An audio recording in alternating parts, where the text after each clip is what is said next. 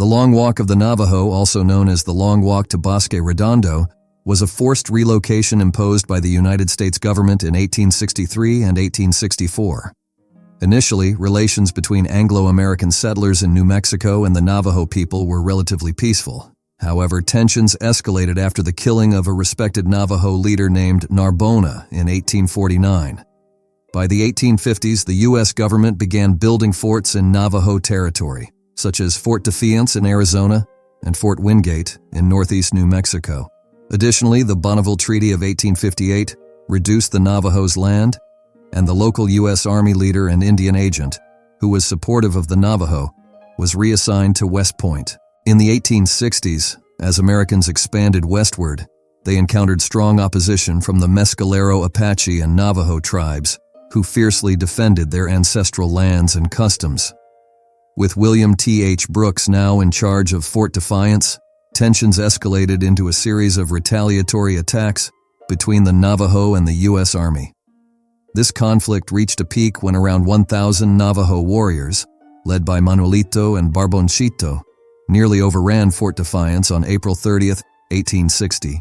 Despite the signing of another treaty on February 15, 1861, tensions escalated when a dispute over a horse race erupted, leading to the killing of 30 Native Americans under the command of Colonel Manuel Chavez, who was in charge of Fort Wingate. This incident, occurring on September 22, 1861, prompted military authorities to devise plans for the forced relocation of the Navajo people on the Long Walk. Conceived by General James H. Carleton, the U.S. Army commander in New Mexico, the plan aimed to relocate the Navajo from their ancestral lands, spanning from northeastern Arizona through western New Mexico and extending north into Utah and Colorado. To execute this plan, the U.S. Army waged war against the Mescalero Apache and Navajo tribes, decimating their crops, orchards, dwellings, and livestock. Even before the Native Americans were subdued, Congress authorized the establishment of Fort Sumner, New Mexico, at Bosque Redondo on October 31, 1862, covering an area of 40 square miles. Despite some officers advising against choosing Bosque Redondo due to its inadequate water supply and limited firewood, the site was selected nonetheless. It marked the first Indian reservation west of Oklahoma. The intention was to transform the Apache and Navajo into agriculturalists at Bosque Redondo, utilizing irrigation from the Pecos River. Additionally, they were to undergo civilization by attending school and adopting Christianity. The Apache and Navajo, who had endured the onslaughts by the Army, were forced into submission through starvation.